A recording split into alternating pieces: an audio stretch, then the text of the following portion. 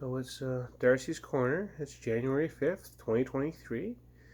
And I haven't done an update in a little while. And the roller coaster that is my life just keeps on zipping.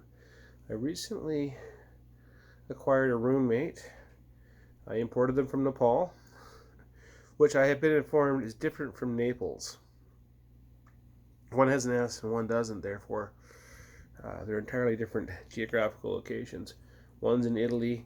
My particular neighbor, though, is from Mount Everest. I guess Nepal is at the base of Mount Everest.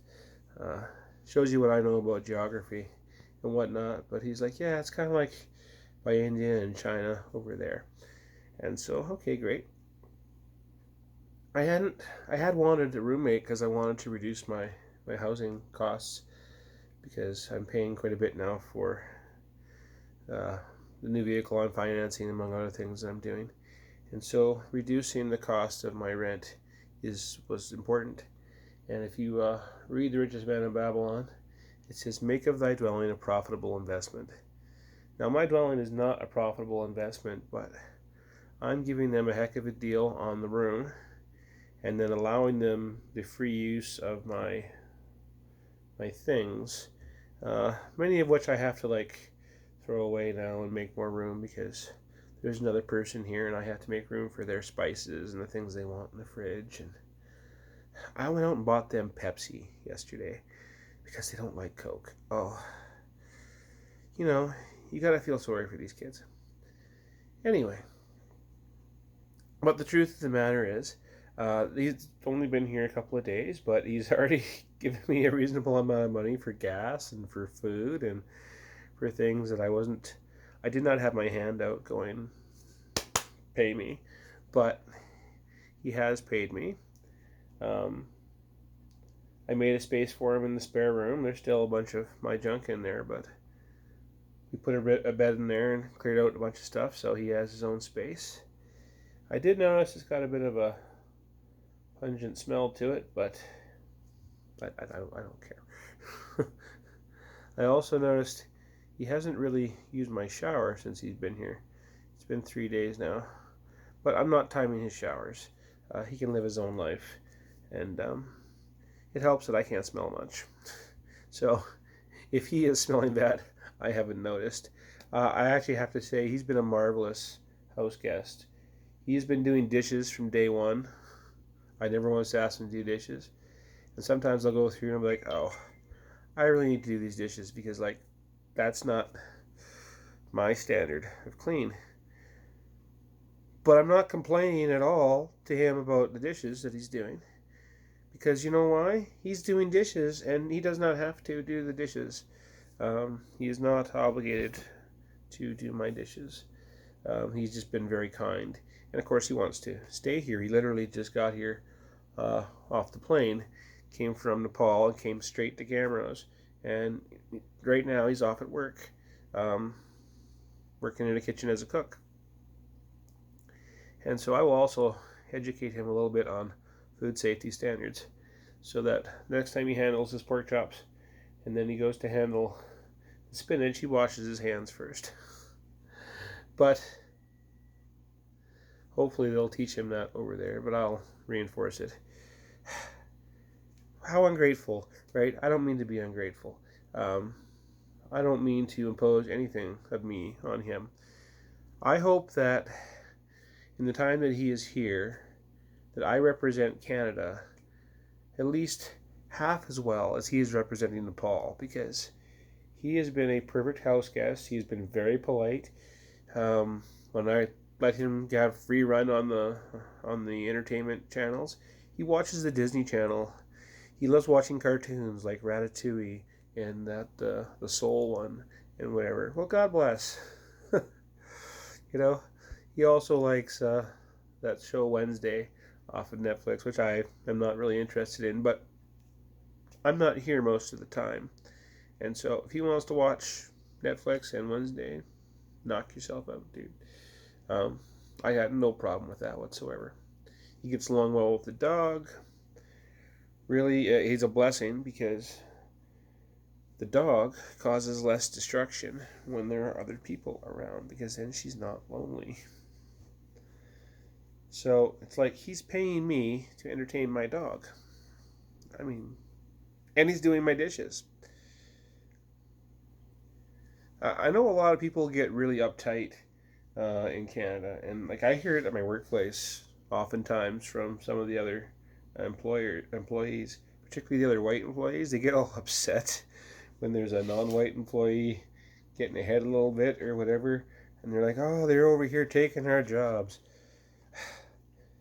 If you come to another country to speak another language and you're like getting along with the population, oh, welcome to Canada. I'm glad you're here. Okay. The number of foreign workers I have worked with at my multiple jobs has been many. And it's been a pretty positive experience, like 90% of the time. Yeah, the odd person is an idiot or is rude. How many idiots do I know that live here, that were born here? A lot. How many rude Canadians that, again, were born here, share my similar complexion? Do I know? A lot. So, I have zero problem with people wanting to be here and wanting to enjoy the experience. And I have to say, he's been a marvelous guest.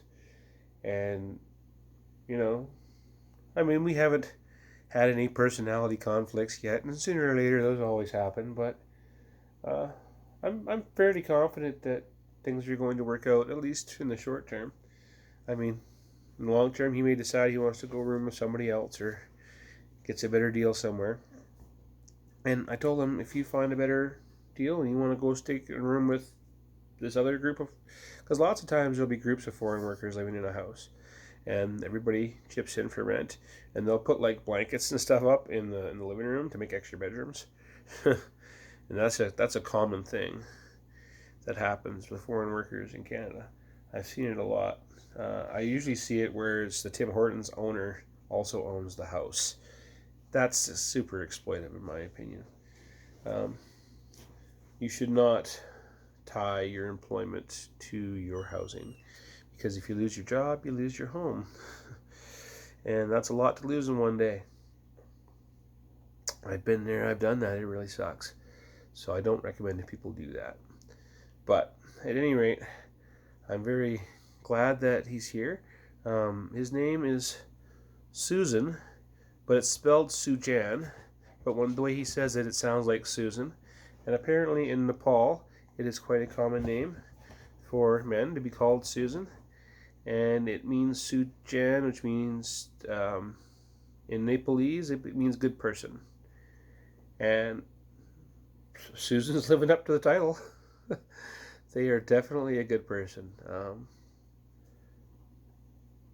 So that goes back to my original theory of the universe has my back.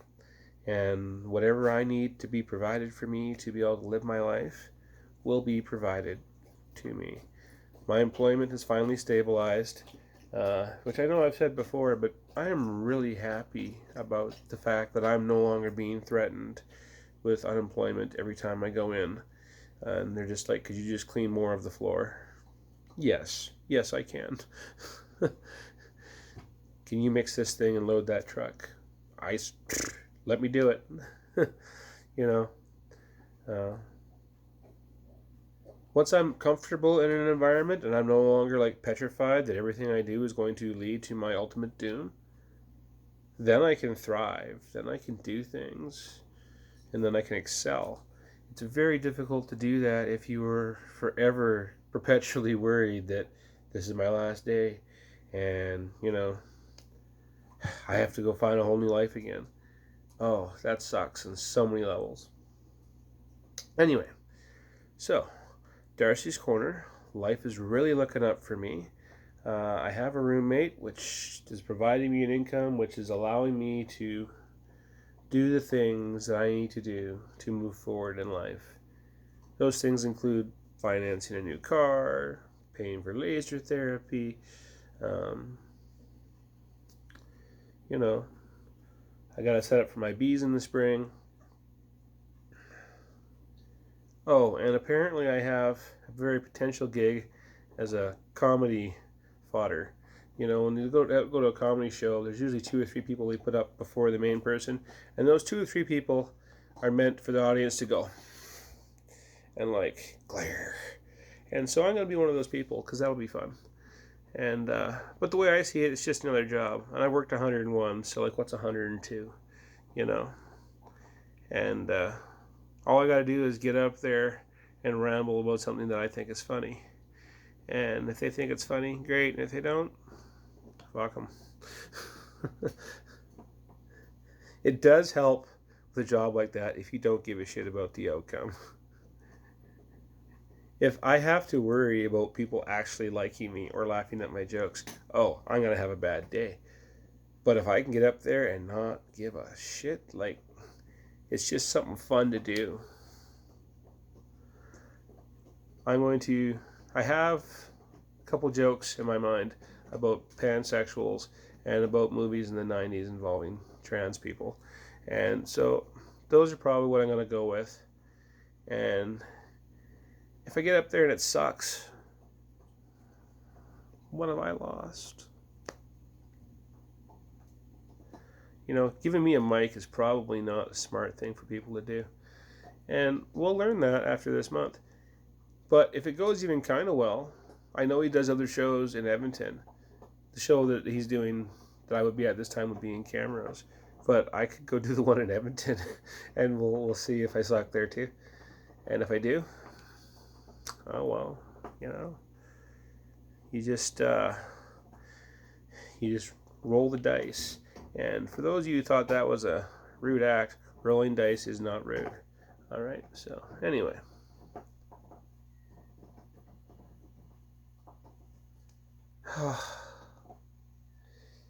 Yeah. I have a number of like funny stories of things that have happened to me, but they were only funny at the time if you were there. So to try and recreate that atmosphere, that's a challenge. But I'm pretty sure I could give a pretty passionate talk with heavy sexual innuendos about making broccoli soup. And I think that might be what I go with. So we'll see how things go. Anyway, Darci's Corner. Peace.